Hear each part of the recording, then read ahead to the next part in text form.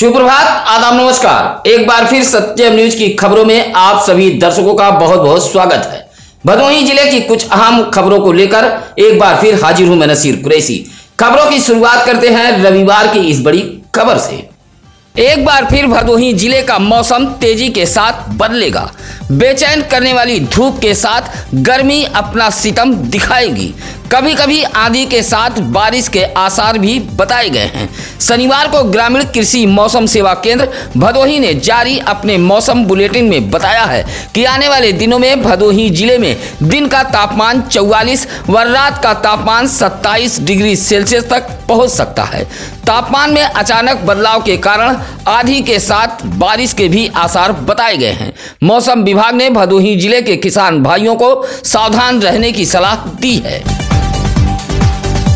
पत्नी की विदाई न करने पर गुस्साए पति ने सास पर हमला कर दिया है। शस्त्र से किए गए हमले में सास गंभीर रूप से घायल है। मामला कोयरौना थाना इलाके के राम किशुनपुर बसही का है। हरिया के चौराहा निवासी शिव कुमार बिंद की शादी 4 साल पहले राम किशुनपुर बसही निवासी रामधनी उर्फ अशोक बिंद की पुत्री सीमा देवी के साथ हुई थी। पति पत्नी के बीच अक्सर विवाद होता था। नाराज पत्नी सीमा देवी मायके में आकर अपने मां के साथ रह रही थी। शुक्रवार को शिव कुमार बिंद पत्नी की विदाई कराने ससुराल पहुंचा था। सास पान कुमारी ने बेटी सीमा की विदाई करने से मना कर दिया। नाराज दामाद शिव कुमार बिंद ने सास पान कुमारी पर शस्त्र से हमला कर दिया, जिससे वह गंभीर रूप से घायल हो गई। कोयरौना पुलिस ने धारा 307 के तहत मुकदमा दर्ज कर आरोपी शिव कुमार बिंद की तलाश में जुटी हुई है। घायल पान कुमारी का इलाज वाराणसी ट्रामा सेंटर में चल रहा है। लोकसभा चुनाव में भाग आजमाने वाले प्रत्याशियों के लिए 29 अप्रैल से नामांकन के लिए द्वार खोल दिए गए हैं। 29 अप्रैल सुबह 11 बजे से शाम 3 बजे तक नामांकन करने का समय निर्धारित किया गया है। जिला निर्वाचन अधिकारी विशाल सिंह ने इसकी रूपरेखा तय कर दी है। नामांकन को लेकर कलेक्ट्रेट परिसर में बैरिकेडिंग भी करा दी गई है। 6 मई तक नामांकन होगा। 7 मई को नामांकन पत्रों की जांच, 9 मई को नाम वापसी का दिन निर्धारित किया गया है। 25 मई को मतदान व 4 जून को मतगणना होगी। नामांकन के दौरान उम्मीदवार सहित कुल 5 लोगों को प्रवेश की अनुमति दी जाएगी। शनिवार को जिला निर्वाचन अधिकारी विशाल सिंह ने अधिकारियों के साथ कलेक्ट्रेट परिसर में चल रहे नामांकन तैयारियों का जायजा भी लिया। गोपीगंज इलाके के चंद्रपुरा में नंदलाल यादव नामक किसान का रखा 500 गेहूं का बोझ जलकर खाक हो गया है। गेहूं के बोझ के ऊपर से गुजरे तार में शॉर्ट सर्किट से निकली चिंगारी ने गेहूं के बोझ को अपने चपेट में ले लिया है। देखते ही देखते गेहूं का 500 बोझ जलकर खाक हो गया है। आग लगी कि इस घटना में 10 हार्स पावर का मोटर, स्टार्टर व 2 चौकी जलकर खाक हो गई है। वहीं थ्रेसर मशीन को भी नुकसान पहुंचा है। आग लगते ही चंद्रपुरा गांव में हड़कंप मच गया था। ग्रामीणों ने ट्यूबवेल के पानी से आग पर काबू पाया। किसान नंदलाल यादव गेहूं की फसल काटकर घर के पास मड़ाई के लिए रखे थे। शनिवार की सुबह लगभग 10 बजे विद्युत तार में शॉर्ट सर्किट हो गई। शॉर्ट सर्किट से निकली चिंगारी गेहूं के बोझ पर गिर गई। गेहूं का बोझ धू धू कर जलने लगा। ग्राम प्रधान बंसलाल सरोज की सूचना पर हल्का लेखपाल जितेंद्र पटेल जांच पड़ताल के लिए मौके पर पहुंचे थे। चौरी बाजार में एक तेज रफ्तार बाइक ने 26 वर्षीय संदीप सरोज नामक युवक को टक्कर मार दी। हादसे में युवक गंभीर रूप से घायल हो गया। आनन फानन में घायल युवक को सामुदायिक स्वास्थ्य केंद्र भदोही लाया गया था। प्राथमिक उपचार के बाद डॉक्टरों ने रेफर कर दिया है। चौरी से सटे सुरेरी के पालनपुर निवासी बेचूलाल सरोज का 26 वर्षीय पुत्र चौरी बाजार बाइक से मिठाई खरीदने आया था। संदीप सरोज जैसे ही चौरी बस स्टैंड के समीप पहुंचा, तभी भदोही से कंधिया की तरफ जा रही तेज रफ्तार दूसरी बाइक ने टक्कर मार दी। हादसे में संदीप सरोज घायल हो गया था। उधर बाजार के लोगों ने टक्कर मारकर भाग रहे बाइक चालक को दबोच लिया। सूचना पर पुलिस भी पहुंच गई थी। लू और भीषण गर्मी लोगों की सेहत पर भारी पड़ रही है। भदोही जिले में उल्टी और दस्त के मरीजों में इजाफा हुआ है। ऐसे मरीजों से सरकारी अस्पताल पटे पड़े हैं। महाराजा चेत सिंह जिला अस्पताल के इमरजेंसी मेडिकल अफसर डॉक्टर प्रदीप कुमार सिंह ने बताया कि भीषण गर्मी के बीच अस्पताल में उल्टी दस्त के मरीजों में इजाफा हुआ है। जिला अस्पताल में आने वाले मरीजों में बच्चे व बुजुर्गों की संख्या ज्यादा है। भीषण गर्मी भदोही जनपद वासियों पर भारी पड़ रही है।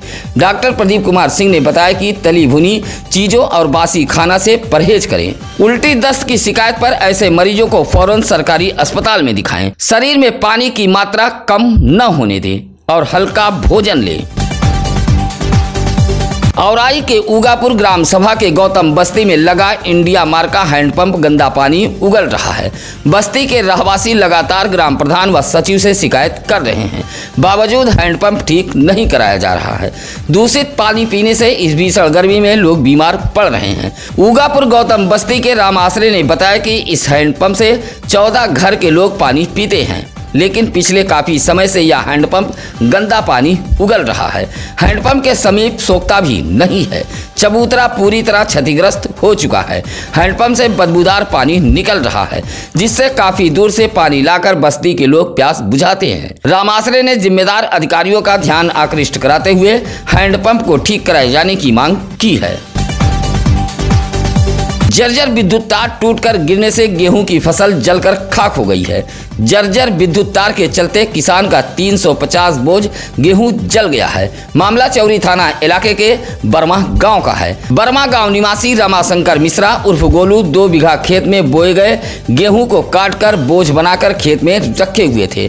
तभी खेत के ऊपर से गुजरा विद्युत तार टूटकर गिर गया, जिससे गेहूं के बोझ में आग लग गई। शनिवार की सुबह 11 बजे की घटना बताई गई है। सूचना पर पहुंची फायर ब्रिगेड की टीम ने आग पर काबू पाया, लेकिन तब तक गेहूं का बोझ जलकर खाक हो गया था। शनिवार को ज्ञानपुर काशी नरेश राजकीय स्नातकोत्तर महाविद्यालय के बीएड छात्र शैक्षिक भ्रमण पर निकले हैं। एक दिवसीय भ्रमण पर निकले छात्रों का दल बस से शनिवार को महाविद्यालय से रवाना हुआ। बीएड छात्रों का यह दल प्रयागराज रवाना हुआ है। शैक्षिक भ्रमण पर निकला दल आनंद भवन, चंद्रशेखर आजाद पार्क, संगम जैसे ऐतिहासिक स्थलों पर पहुंचकर तमाम जानकारियां हासिल करेगा।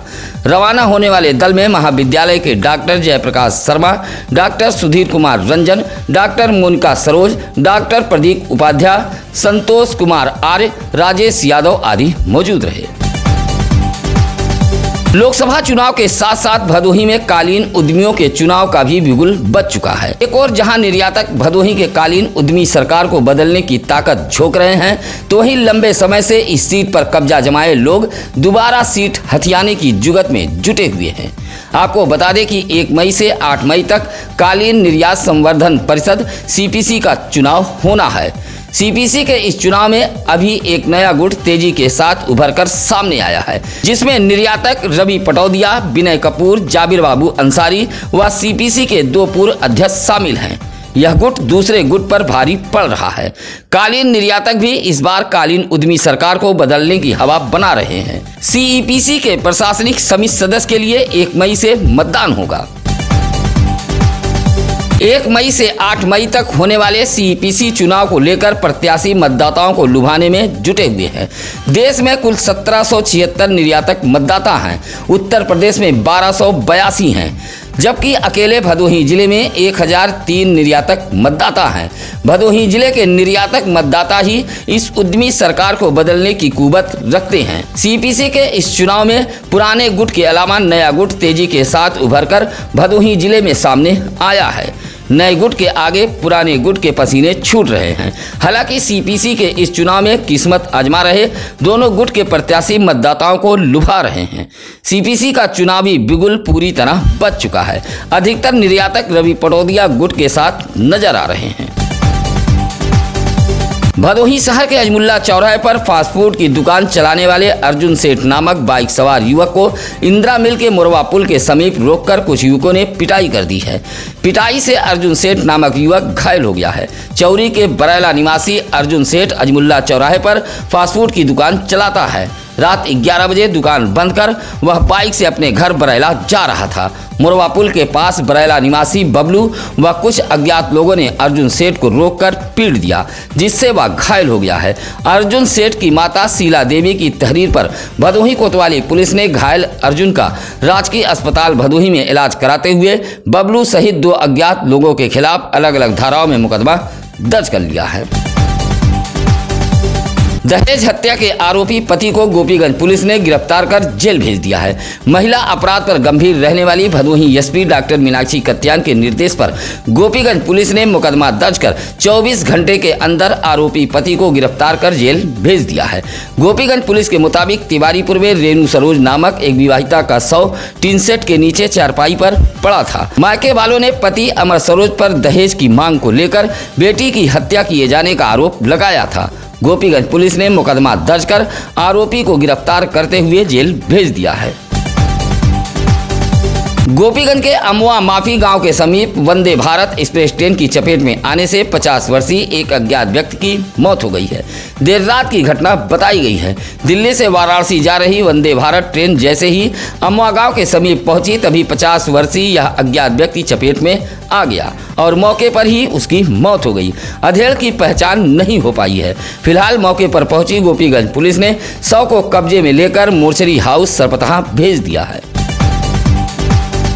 गोपीगंज कोतवाली इलाके के सरई मिश्रानी गांव निवासी 59 वर्षीय राजाराम गौतम ने पीआरबी पुलिस पर मारने पीटने का आरोप लगाया है। कहा कि पीआरबी पुलिस की पिटाई से उसे चोटें आई हैं। उपचार के लिए राजाराम गौतम सीएससी गोपीगंज पहुंचा था। आरोप है कि गांव में बारात आई हुई थी। कार्यक्रम के दौरान गांव के ही 2 पक्षों के बीच विवाद हो गया। सूचना पर डायल 112 पुलिस पहुंची थी। राजाराम गौतम का आरोप है कि वह सुलह समझौता करा रहा था। इसी बात से खुन्नस खाए डायल 112 पीआरबी के एक जवान ने उसे पीट दिया, जिससे उसे चोटें आई हैं। आपके आसपास भी है अगर कोई खबर तो आप सत्यम न्यूज वेब टीवी पर फोन कर सकते हैं। आपके लिए लगातार हम चैनल पर नंबर फ्लैश कर रहे हैं, या आप हमारे सत्यम न्यूज सिटी कार्यालय भदोही शहर के बूढ़ा पट्टी में आकर मिल सकते हैं। इसी के साथ अब नसीर कुरैशी को दीजिए इजाजत। नमस्कार, आदाब। ताज़ा खबरों के लिए सत्यम न्यूज को सब्सक्राइब करें।